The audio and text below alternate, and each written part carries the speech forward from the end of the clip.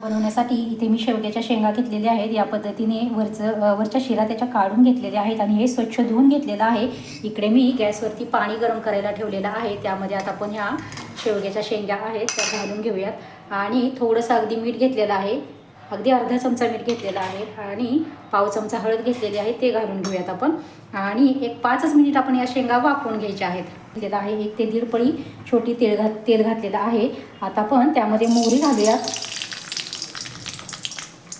थोडेसे जिरे घेतलेले आहेत ते घालून घ्यायचे आहेत, हिंग घालून घेऊयात, एक कांदा बारीक कट करून घेतलेला आहे तो घालून घेऊयात आपण। मिनिटभर आपण कांदा आपला परतून घेऊयात। टोमॅटो बारीक कट करून घेतलेला आहे, ते टोमॅटो देखील आपण यामध्ये घालून घेऊयात आणि हे देखील यामध्ये व्यवस्थित असं मिक्स करून घेऊयात। आता कांदा आणि टोमॅटो हे दोन्ही परतण्यासाठी आपण यामध्ये अगदी थोडंसं सुरुवातीला मीठ घालून घ्यायचं आहे। आता हे एक 2 मिनिट आपण परतून घेऊया। सुकं खोबरं घेतलेलं आहे, आलं स्वच्छ धुवून कट करून घेतलेलं आहे, लसूण घेतलेला आहे, ही कोथिंबीर स्वच्छ धुवून घेतलेली आहे आणि हे कोथिंबीरचे देठ घेतलेले आहेत। आता आपण एका छोट्या मिक्सरच्या भांड्यामध्ये याचं छान असं एक वाटण बनवून घेऊयात। वाटण छान असं आलं लसूण सुकं खोबऱ्याचं तयार झालेलं आहे, ते आपण वाटण यामध्ये घालून घेऊयात।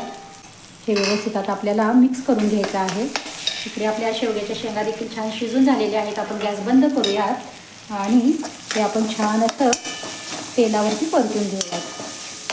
हे परतत असताना यामध्ये सोबतच आपल्याला बेसिक मसाले जे आहेत रोजच्या वापरातले ते घालून घ्यायचे आहेत।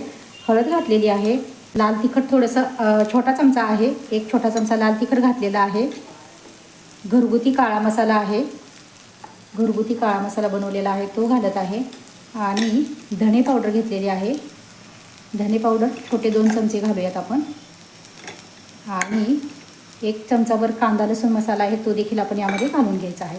आता हे सर्व आपल्याला व्यवस्थित असे मिक्स करून घ्यायचे आहे। आता त्यामध्ये आपल्याला थोडंसं अगदी मिक्सरच्या भांड्यामध्ये पाणी घालून घेणार आहे मी, म्हणजे आपलं वाटण खाली मसाले देखील करपणार नाही आणि वाटण देखील आपलं छान असं परतून तयार होईल। इथे आपला मसाला छान असा 1-2 मिनिट परतून झालेला आहे, पाहू शकता इथे तुम्ही। आता आपण या शेवग्याच्या शेंगा आहेत उकडलेल्या त्या घालून घ्यायच्या आहेत। हे व्यवस्थित आपण मिक्स करून घेऊयात। आता मी त्यामध्ये आणखीन थोडंसं पाणी घालून घेते, साधारणतः अर्धा ग्लास मी पाणी घातलेलं आहे। खूप जास्त पण पातळ करणार नाही मी। मीठ अगोदर आपण शेवगा उकडताना पण टाकलेलं होतं आणि नंतर कांदा टोमॅटो परतताना पण टाकलं होतं, त्यामुळे खूप जास्त मीठ घालायचं नाही, अगदी थोडंसं चवीपुरतं आपल्याला यामध्ये आता मीठ घालायचं आणि हे छान असं 5-1 मिनिट मीडियम गॅसवर आपण शिजवून घेऊयात।